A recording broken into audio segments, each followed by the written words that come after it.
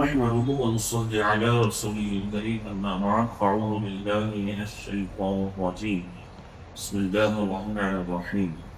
إن الله وملائكته يصلون على النبي يا أيها الذين آمنوا صلوا عليه وسلموا تسليما اللهم صل على سيدنا مولانا محمد وبارك وسلم صلاة وسلام عليك يا سيدي يا حبيبي يا رسول الله صلى الله تعالى عليه وسلم. حارث نام شخصی نے حضرت امام مسلم بن عقیل رضی اللہ تعالیٰ عنہ کے دونوں شہزادے ابراہیم اور محمد کو ایک دریا کے کنارے پر شہید کر دیا، اور شہید کرنے کے بعد ان کے سروں کو تن سے جدا کر دیا.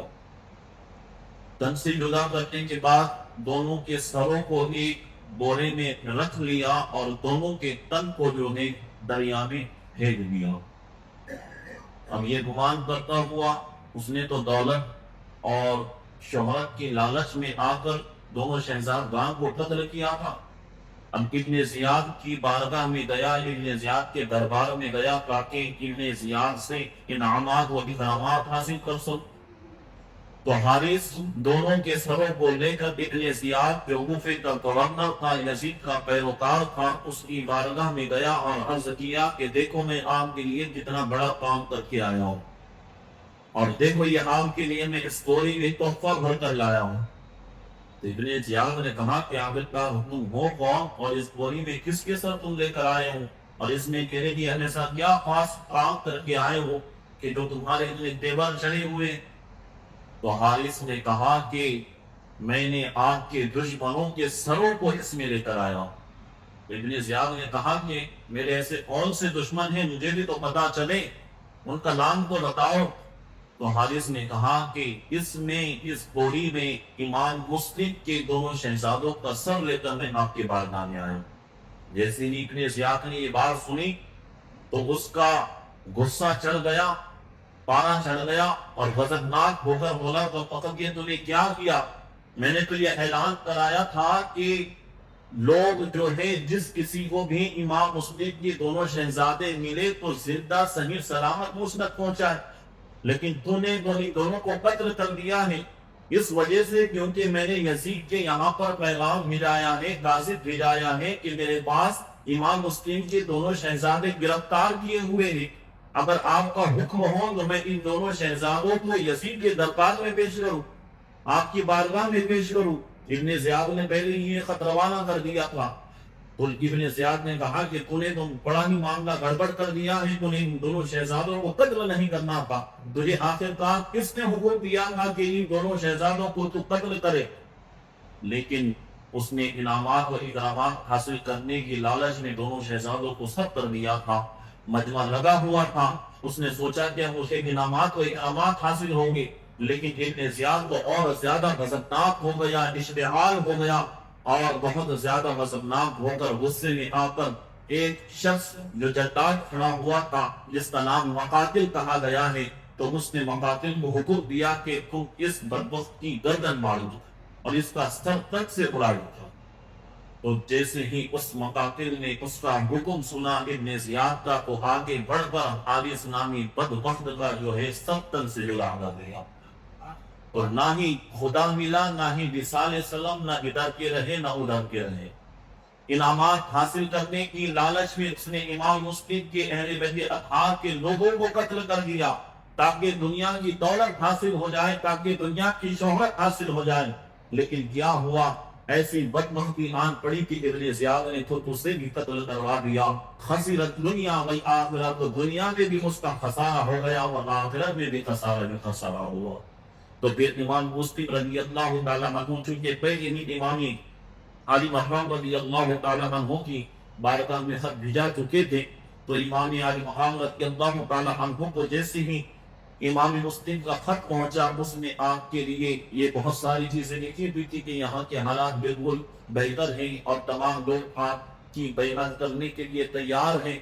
اور آپ سے بڑی عقیدت و محبت کرتے ہیں. تو جیسے ہی امام علی مقام رضی اللہ تعالیٰ عنہ کا یہ خط پہنچا تو اب کوئی معقول گزر باقی نہ تھی کہ آپ کوفہ کی طرف سفر طے نہ کرے. طے تو یہ ہوا تھا کہ پہلے کوئی شخص جائے پھر وہاں کے حالات سے آگاہ کرے، اگر حالات ٹھیک ہوں گے تو پھر میں بھی امام حسین رضی اللہ تعالیٰ عنہ بھی پھر کوفہ کی سرزمین پر تشریف لے جائیں۔ اب امام حسین رضی اللہ تعالیٰ عنہ عراق کی طرف سفر کرنے کے لیے رواں ہیں۔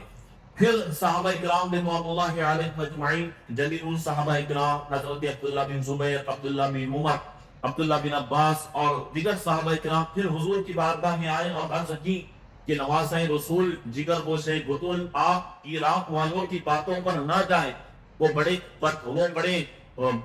بد کردار لوگ ہیں اور بڑے درہم و دینار کے بندے ہیں۔ جب ان کے پاس مال و دولت آ جاتا ہے تو اپنی ساری قسمیں، سارے وعدوں کو توڑ دیتے ہیں، چنانچہ آپ کو کی طرف سفر نہ کرے۔ لیکن امام علی مقام رضی اللہ تعالیٰ عنہ نے یہی کہا کہ وہاں کے حالات سب بہتر ہیں، اور امام مسلم کا بھی خط آ چکا ہے، اگر میں کوفہ نہ جاؤں تو کل ایسا نہ ہو کہ یہ کوفہ والے کل قیامت کے دن میرے نانا کے حضور رب تبارک و تعالیٰ کے حضور یہ شکوہ و شکایت کریں کہ دیکھو ہم نے تو امام علی مقام کی بارگاہ میں اتنے خطوط روانہ کیے تھے، امام علی مقام رضی اللہ تعالیٰ عنہ کے ہاتھوں پر ہم ہاتھ دینے کے لیے، بیعت کرنے کے لیے تیار تھے، انہیں اپنا خلیفہ بنانے کے لیے تیار تھے، لیکن امام علی مقام نہ آنے کی وجہ سے ہمیں یزید پلید کے ہاتھوں میں بیعت کرنی پڑی۔ تو کہیں کل قیامت کے روز یہ شکوہ و شکایت نہ کرے میرے تعلق سے، اس لیے اب میرے لیے جانا ضروری و لازم ہو گیا ہے۔ تو پھر امام علی مقام رضی اللہ تعالیٰ عنہ کو بہت سے صحابہ کرام نے اس طرح سے مشورہ دیا۔ حضرت عبداللہ بن زبیر رضی اللہ تعالیٰ عنہ نے بھی جب سنا کہ امام علی مقام رضی اللہ تعالیٰ عنہ عراق کی طرف سفر طے کرنے والے ہیں، تو پھر وہ بھی آپ کی بارگاہ میں حاضر ہوئے اور عرض کیا کہ نواسۂ رسول آپ جو ہے عراق کی طرف سفر نہ کرے بلکہ اس سفر کو ملتوی کر دے۔ تو امام علی مقام رضی اللہ تعالیٰ عنہ نے فرمایا حدثنی ابی، میرے والد گرامی نے مجھ سے حدیث بیان کی ہے، انا لمکۃ کبشا بہ یستحل حرمتها فما احب ان اکون انا ذلک القبس۔ فرمایا میں نے اپنی والد گرامی حضرت مولا کائنات رضی اللہ تعالیٰ عنہ سے یہ حدیث سنی ہے، فرمایا نبی پاک علیہ السلام نے کہ ایک بیٹا مکہ معظمہ کی حرمت کو حلال کر دے گا، فرمایا میں وہ بیٹا نہیں بننا چاہتا ہے کہ جس کی وجہ سے کعبۃ اللہ کی عظمت کو ٹھیس پہنچے۔ اور یہ بھی روایت ہے کہ عبداللہ بن زبیر رضی اللہ عنہ نے سفر سے روکنے کے لیے اصرار کیا اور کہا کہ آپ مسجد حرام میں رہیے اور آپ کی مدد کے لیے لوگوں کو بھی بھیج دیا جائے گا، لیکن امام علی مقام رضی اللہ تعالیٰ عنہ نے ان کی ان تمام درخواستوں کو قبول نہ کیا اور کہا کہ اگر اس طرح کا معاملہ ہوا تو پھر یزید ہے، وہ جس طرح سے بھی چاہے گا وہ اپنے ظلم و جبر کے ساتھ مجھے تلاش کر لے گا اور پھر مکہ معظمہ میں خون ریزی کرے گا۔ غرض یہ کہ بڑے بڑے صحابہ کرام کی اصرار کرنے کے بعد بھی امام علی مقام رضی اللہ تعالیٰ عنہ نے ان کی بات کو نہ مانا، اور جب اس بات کو معلوم ہو گیا کہ اور وہ دن جو تھے بالکل حج کے قریب دن تھے، اپنا سفر طے کرنے کے لیے اب امام علی مقام رضی اللہ تعالیٰ عنہ تیار ہو چکے تھے، اپنے گھر والوں کو ساتھ لے لیا، اپنے کچھ چند صحابہ کرام کو، خدام کو، بیبان کو ساتھ لے لیا، اور یہ اب جنگ کی نیت سے نہیں جا رہے تھے۔ یہ بہت سے لوگ یزید کے چاہنے والے جو یزید کو امیر المومنین خلیفۃ المسلمین کہتے ہیں معاذ اللہ رب العالمین، تو وہ کہتے ہیں کہ دیکھو امام علی مقام رضی اللہ تعالیٰ عنہ جنگ کی نیت سے وہ چونکہ حاکم بن چکا تھا، خلیفہ بن چکا تھا، اس کے خلاف علم بغاوت کرنے کے لیے جا رہے تھے۔ تو ایسے یزید کے پیروکار اور یزید کے چاٹوکار ایسے امام علی مقام رضی اللہ تعالیٰ عنہ پر الزام تراشی لگاتے ہیں۔ اگر کوئی جنگ میں جا رہا ہوگا ہے تو کیا اپنے بیوی، اپنے بچے اور اپنے گھر والوں کو ساتھ میں لے کر جاتا ہے؟ نہیں، بلکہ اگر جنگ کی نیت سے جاتا ہے تو اپنے ساتھ اسلحہ، تلواریں اور نوجوانوں کو اور فوجیوں کو ساتھ میں لے کر جاتا ہے۔ تو امام علی مقام رضی اللہ تعالیٰ ہرگز جنگ کی نیت سے نہیں گئے تھے، بلکہ وہ تو اس لیے وہاں پر گئے تھے کیونکہ کوفے والوں کی طرف سے خطوط آئے تھے اور آپ کو بار بار اصرار کیا گیا تھا کہ آپ کوفہ کے سرزمین پر تشریف لائیں گے، وہاں آپ کی بیعت کر لیں گے۔ اس نیت سے امام علی مقام رضی اللہ تعالیٰ کوفے کی طرف سفر طے کرنے والے تھے۔ اور ایک دوسری وجہ یہ بھی تھی کہ وہ ایک شعر ہے، دو قدم بھی نہیں چلنے کی ہے طاقت مجھ میں، دو قدم بھی نہیں ہے چلنے کی طاقت مجھ میں، عشق کھینچ لے جاتا ہے میں کیا جاتا ہوں۔ یعنی جب شہادت ہونے والی ہوتی ہیں تو شہادت ایک طرف سے اس کی طرف کشش دلاتی ہیں، رغبت دلاتی ہیں، اور خود بخود ایسے اسباب بن جاتے ہیں۔ اب اس سفر کے لیے تمام حضرت امام حسین رضی اللہ تعالیٰ عنہ اور آپ کے ساتھی، آپ کے گھر والے، اور اس سفر میں کون کون موجود تھے یہ بھی ہمیں پتا چلے کہ کون کون آخر کار اس سفر کربلا میں تھے۔ تو اس سفر میں جو ہے حضرت امام حسین رضی اللہ تعالیٰ عنہ کے ساتھ آپ کے 3 صاحبزادے، جن کا نام حضرت علی اوسط، جن کو امام زین العابدین رضی اللہ تعالیٰ کہا جاتا ہے۔ امام حسین رضی اللہ تعالیٰ عنہ نے تینوں بیٹوں کے نام جو ہے علی ہی رکھا تھا، ایک کا نام علی اکبر، ایک کا نام علی اوسط، اور ایک کا نام علی اصغر۔ علی اکبر بھی میدان کربلا میں شہید ہو گئے، اور علی اوسط جن کو امام زین العابدین کہا جاتا ہے، وہ ان کی عمر اس وقت جو تھی وہ 22 سال کی تھی، اور بہت زیادہ آپ بیمار تھے، تو اس وجہ سے امام حسین رضی اللہ تعالیٰ عنہ نے ان کو شہادت حاصل کرنے کے لیے اور میدان جنگ کی طرف نہیں بھیجا ہے۔ یہ امام علی اوسط امام زین العابدین رضی اللہ تعالیٰ عنہ یہ حضرت شہر بانو کے وطن سے تھے، اس وقت ان کی عمر 22 سال تھی اور بہت بیمار تھے۔ دوسرے صاحبزادے علی اکبر تھے جو یعلا بنت ابی مرہ کے شکم سے تھی، ان کی عمر 18 برس کی تھی، حضرت علی اکبر رضی اللہ تعالیٰ، یہ بھی کربلا میں شہید ہوئے۔ امام علی مقام رضی اللہ تعالیٰ عنہ کی دوسرے فرزند اتمن جنہیں علی اصغر کہا جاتا ہے، ان کی والدہ قبیلہ بنی غزاہ سے تھی، اور ان کی عمر 6 مہینے کی تھی، صرف 6 ماہ کی یہ بچے تھے، اور شیرخوار بچے تھے۔ آپ کی ایک صاحبزادی بھی تھی جن کا نام حضرت سفینہ ہے، اور ان کے ساتھ جن کی نسبت ہوئی تھی وہ حضرت قاسم کے ساتھ ہوئی تھی۔ حضرت قاسم امام حسن مجتبی رضی اللہ تعالیٰ عنہ کے صاحبزادے کا نام۔ یہ غلط روایت مشہور ہے کہ وہاں پر کربلا کی سرزمین پر حضرت قاسم اور حضرت سفینہ کی شادی ہوئی تھی، یہ غلط بات ہے، اس کی کوئی حقیقت نہیں ہے، کوئی حیثیت نہیں ہے۔ دونوں کے درمیان رشتہ طے ہو گیا تھا، لیکن دونوں کے درمیان نکاح وغیرہ نہیں ہوا تھا، دونوں کے درمیان بات چیت طے ہوئی تھی کہ دونوں کا نکاح ہونے والا ہے، لیکن شادی وغیرہ نہیں ہوئی تھی۔ اور کربلا میں حضرت قاسم کے ساتھ ان کے نکاح کی یہ جو روایت ہے وہ بھی غلط ہے، اور حضرت امام حسین رضی اللہ تعالیٰ عنہ کی 2 بیویاں آپ کے ساتھ تھیں، ایک شہر بانو تھی اور ایک دوسری جو حضرت علی اصغر رضی اللہ تعالیٰ عنہ کی والدہ تھی۔ اور حضرت امام حسن رضی اللہ تعالیٰ عنہ کے 4 نوجوان صاحبزادے بھی حضرت امام حسین رضی اللہ تعالیٰ عنہ کے ساتھ میدان کربلا میں موجود تھے، جن کا نام حضرت قاسم، حضرت عبداللہ، حضرت عمر اور حضرت ابو بکر۔ یہ کس کے نام ہیں؟ حضرت امام حسن مجتبی رضی اللہ تعالیٰ عنہ کے شہزادوں کا نام ہے، اور امام علی مقام رضی اللہ تعالیٰ عنہ کے ساتھ یہ میدان کربلا میں موجود تھے، اور انہوں نے بھی شہادت کا جام کربلا کے میدان میں نوش کروایا ہے۔ حضرت علی رضی اللہ تعالیٰ عنہ کے 5 فرزند، سیدہ فاطمہ جنت رضی اللہ تعالیٰ عنہ کے علاوہ دوسری خاتون سے آپ نے جو نکاح کیے، ان سے جو ہے 4 نوجوان حضرت علی کی مرتضی رضی اللہ تعالیٰ عنہ کے 5 صاحبزادے تھے۔ ایک کا نام حضرت عباس بن علی، ایک کا نام حضرت عثمان بن علی، ایک کا نام حضرت عبداللہ بن علی، ایک کا نام حضرت محمد بن علی، اور حضرت جعفر بن طیار۔ حضرت جعفر بن علی حضرت امام کے ہمراہ ہیں اور سب نے شہادت پائی۔ یہ تمام علماء کائنات رضی اللہ عنہ نے بھی جو جتنے بھی صاحبزادے تھے 5 فرزند، انہوں نے بھی میدان کربلا میں جو ہے شہادت کے جام کو نوش فرمایا۔ اور حضرت عقیل کے فرزندوں میں سے حضرت مسلم تو حضرت امام کے کربلا پہنچنے سے پہلے ہی کوفہ میں شہید ہو چکے تھے، اور 3 فرزند حضرت عبداللہ، حضرت عبدالرحمن اور حضرت جعفر امام کے ہمراہ غلام حاصل ہو کر انہوں نے بھی شہادت کا نوش جام فرمایا ہے۔ اور حضرت جعفر دجال کے 2 پوتے حضرت محمد اور حضرت عون محمد جنہیں کہا جاتا ہے، یہ حضرت جعفر دجال رضی اللہ تعالیٰ عنہ کے پوتے ہیں، اور حضرت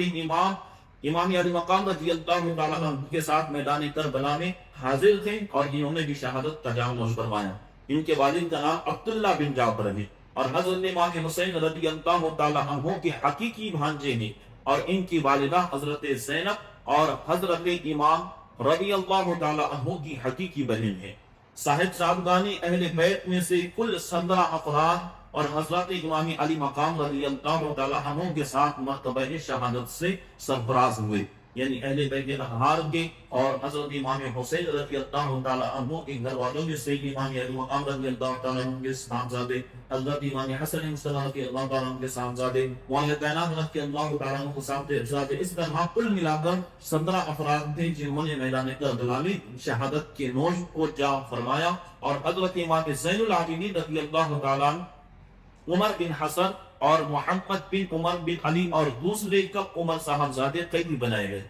اور حضرت امام حسین رضی اللہ تعالیٰ عنہ کے ساتھ یہ تمام قافلہ روان تھا۔ اب جو ہے حضرت امام علی مقام رضی اللہ تعالیٰ مکہ معظمہ کی سرزمین سے نکل کر اب کوفہ کی طرف رواں ہیں، تو راستے میں پہنچنے کے بعد آپ نے دیکھا کہ ایک لشکر آ رہا، تو حضرت ہرم وہ کچھ لشکری اپنے ساتھ لے کر آ گئے۔ انہیں یزید کا حکم ملا تھا کہ امام علی مقام رضی اللہ تعالیٰ عنہ عراق کے سرزمین کی طرف آ رہی ہیں اور کوفہ والوں سے بیعت دینے کے لیے آ رہی ہیں، تو ان کو یہ حکم دیا کہ تم جاؤ اپنے ساتھ لشکری لو اور جتنے زیادہ ہو سکے اتنے زیادہ لو، اور امام علی مقام رضی اللہ تعالیٰ عنہ کا راستہ روکو۔ تو وہ فوجی لے کر اپنے ساتھ حضرت ہرم جو ہے امام علی مقام رضی اللہ تعالیٰ عنہ کی بارگاہ میں حاضر ہوئے، اور عرض کی وہ حضرت امام علی مقام رضی اللہ تعالیٰ عنہ کے چاہنے والے تھے، ان کے دل میں اہل بیت اطہار سے محبت تھی، نبی سے محبت تھی، تو انہوں نے بڑے عاجزانہ گزارش کی کہ آپ چنانچہ یہاں سے واپس چلے جائیں اور اللہ کے سرزمین پر واپس تشریف نہ لائیں۔ تو حضرت امام علی مقام رضی اللہ عنہ نے فرمایا کہ میں یہاں پر خود سے تھوڑی نہ آیا ہوں، اہل کوفہ کے لوگوں نے بار بار خطوط لکھ کر مجھے یہاں پر آنے پر مجبور کیا ہے، ان کے خطوط کی بنا پر اور ان کی شکایتوں کی بنا پر میں کوفہ کے سرزمین پر جانے کے لیے اپنے گھر والوں کے ساتھ نکلا ہوں۔ تو حضرت ہرم نے کہا کہ مجھے تو اس بات کا علم نہیں ہے کہ آپ کو کس نے خط لکھا ہے اور کس نے بلایا ہے، چنانچہ میری یہی گزارش رہے گی کہ آپ یہاں سے واپس ہو جائے۔ لیکن حضرت امام علی مقام رضی اللہ تعالیٰ عنہ نے کہا کہ اب میں یہاں سے واپس نہیں ہو سکتا، میری چند شرائط ہے، اگر ان شرائط کو تم قبول کر لو گے تو میں واپس ہو جاؤں گا، یا تو پھر یہاں سے میں آگے اپنا سفر طے کرتا چلا جاؤں گا، جہاں یہاں جس کے آگے پھر جانے کچھ بھی ہو جائے۔ تو پھر امام حسین رضی اللہ تعالیٰ عنہ اور حضرت ہرم اس وقت دونوں کے درمیان مذاکرات طے ہونے والے تھے، تو دونوں کے درمیان ایسے ہی چند شرائط رکھی جا رہی تھی، لیکن وہ یزید جو تھا کسی بھی بات پر قبول کرنے کے لیے تیار نہیں تھا، اور وہ اس کی یہی ضد تھی کہ حضرت امام علی مقام رضی اللہ تعالیٰ عنہ سے بیعت کی جائے، چاہے وہ اگر بیعت اچھے سے لینا ہے تو اچھے سے لینی جائے، یا تو زور زبردستی سے لی جائے، یا اگر وہ بیعت کرنے کے لیے کسی بھی قیمت پر تیار نہیں ہے تو پھر ان کا سر قلم کر دیا جائے۔ یہ یزید کی طرف سے حکم نامہ تھا، لیکن حضرت ہرم نے بارہا جو ہے حضرت امام علی مقام رضی اللہ تعالیٰ عنہ کو غوث کیا، آخرکار نماز کا وقت ہو گیا، تو اسی میدان میں جو ہے حضرت امام علی مقام رضی اللہ تعالیٰ عنہ نے اپنے گھر والوں کے ساتھ نماز ادا کی، اور ہرم اور اس کے لشکریوں نے بھی جو ہے حضرت امام علی مقام رضی اللہ تعالیٰ عنہ کے ساتھ نماز ادا فرمائی۔ نماز ادا کرنے کے بعد ہرم جو ہے وہاں سے واپس چلے گیا، چونکہ حضرت امام علی مقام رضی اللہ تعالیٰ عنہ یہ اپنی بات پر اڑے ہوئے تھے اور کسی بات پر کمپرومائز کرنے کے لیے تیار نہیں تھے، تو ہرم وہاں سے واپس چلے جاتے ہیں۔ پھر حضرت امام علی مقام رضی اللہ تعالیٰ عنہ چلتے چلتے پھر سے سفر طے کرنے لگتے ہیں، آخرکار ایک جگہ پر پہنچتے ہیں جہاں پر ایک دریائے فرات کے قریب پہنچ جاتے ہیں۔ وہاں پر آپ کو چاروں طرف ریگستان جیسا نظر آ رہا ہے۔ پھر لوگوں سے دریافت کیا کہ یہ کون سی جگہ ہے، اس جگہ کو کیا کہا جاتا ہے، تو کسی کہنے والے نے کہا کہ اسے کربلا کی سرزمین کہا جاتا ہے۔ تو پھر امام علی مقام رضی اللہ تعالیٰ عنہ کو چونکہ پہلے سے معروف تھا کہ شہادت ہونے والی ہے، کربلا کے سرزمین پر شہادت کے جام کو نوش فرمانا ہے، نانا کے دین کو بچانا ہے، علم جہاد بلند کر کے نانا کے دین کو سر بلندیاں عطا کرنی ہے۔ تو امام علی مقام رضی اللہ تعالیٰ عنہ نے جیسے ہی سنا کہ یہ کربلا کی سرزمین ہے، تو پھر امام علی مقام رضی اللہ تعالیٰ عنہ وہیں پر رک گئے اور پھر اپنے خیمے وہاں پر لگانا شروع کر دیے، اور دونوں پھر وہاں پر طرح طرح کے خیمے نصب کیے گئے، گھر والوں کے لیے وہاں پر اہتمام کیا گیا۔ تو پھر اس طرح سے کربلا کے سرزمین پر اب وہاں پر پہنچ گئے۔ تو یزید نے ان لشکریوں کو تو بھیجا ہی بھیجا تھا، لیکن اس کے ساتھ پھر اور بھی 1000 لشکریوں کو بھیجا، تاکہ امام حسین پر دبدبا پڑے اور ان کے دل میں دہشت پیدا ہو جائے اور اس دہشت کی بنیاد پر وہ میری بیعت کر لے. لیکن یہ بھی علی کے لاڈلے تھے، مصطفیٰ کے نواسے تھے. کوئی عام دل نہیں تھا کہ کسی تعداد کو لے کر ان کا دل لرز جائے، بلکہ حیدر کرار رضی اللہ تعالیٰ عنہ کا خون آپ کی رگوں میں دوڑ رہا تھا. تو امام المقام رضی اللہ تعالیٰ عنہ ان سے نہ ڈرے بلکہ اس کے 5000 لشکری آ گئے. اسی طرح لشکریوں پر لشکریوں بڑھاتا گیا، فوج کے فوج بھیجتا گیا. ادھر جو ہے 22 نفوس قدسیہ ہیں، یا 72 بھی کہا گیا ہے، 72 یا 82 لوگ ادھر موجود ہیں. وہ ادھر ان کی تعداد بڑھا رہا تھا. ابن زیاد نے پھر سے خط لکھا، عمر بن سعد نے پھر سے خط لکھا کہ یہ بھی لشکری جو تمہیں نظر آ رہے ہیں یہ بھی کم ہے. اور یزید کے پاس خط روانہ کیا کہ اور لشکریوں کی ہمیں ضرورت ہے. تو یزید نے پھر سے لشکریوں کو بھیجنا شروع کیا، یہاں تک کہ ان کی تعداد تقریباً 22,000 کی بتائی ہے.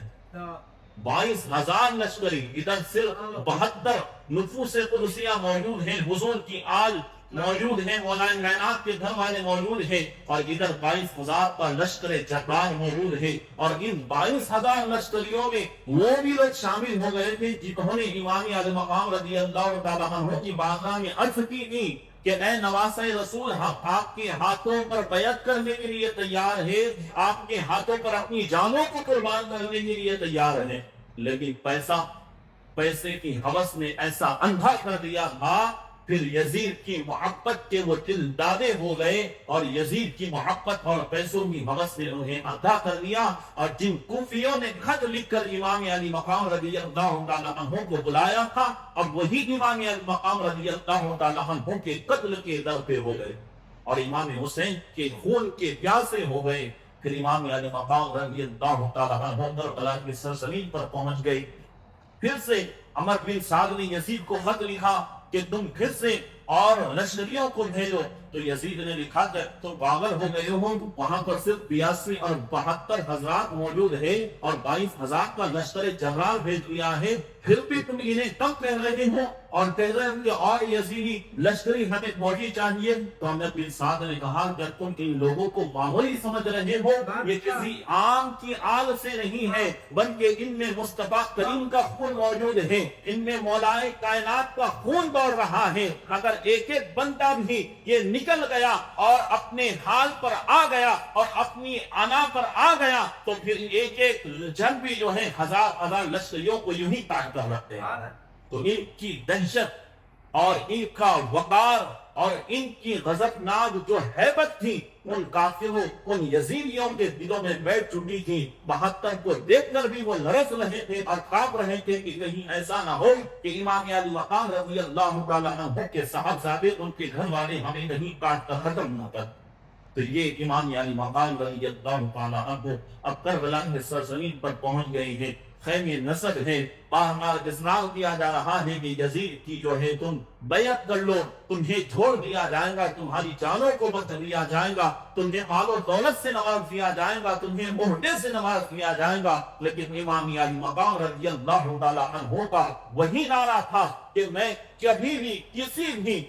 کسی بھی بات میں، چاہے تم میرے سامنے ساری دنیا کے خزانے ہی کیوں نہ لا کر رکھ دو، لیکن یزید پلید جیسے شخص کے ہاتھوں پر میں بیعت ہرگز نہیں کر سکتا. اپنا سب کچھ، اپنا تن من دھن، اپنی اولاد کو قربان تو کر سکتا ہوں، اپنی جان تو قربان کر سکتا ہوں، لیکن یزید پلید کے ہاتھوں میں کبھی اپنا ہاتھ نہیں دے سکتا. تو امام علی مقام رضی اللہ تعالیٰ عنہ نے کربلا کی سرزمین سے ہمیں یہ پیغام دیا ہے کہ چاہے تمہارے سامنے کتنی بھی بڑی یزیدیت کی فوج جمع ہو جائے اور یزیدیت کے تمہارے سامنے لشکر جمع ہو جائے، چاہے تمہارے سامنے دین اسلام کے مخالف میں جتنی بھی طاقتیں موجود ہو جائے، لیکن کبھی بھی ان کی تعداد سے نہ ڈرنا، بلکہ ہمیشہ حق کے ساتھ سر بلند رہنا اور ہمیشہ حق پر ڈٹے رہنا. اگر تم حق پر ڈٹے رہو گے تو چاہے تمہیں شہادت کا مرتبہ مل جائے تو اس دنیا سے مل جاؤ گے، لیکن رب تبارک و تعالیٰ کی بارگاہ میں تمہارا رتبہ اور تمہارا مرتبہ ہمیشہ کے لیے بلند کر دیا گیا.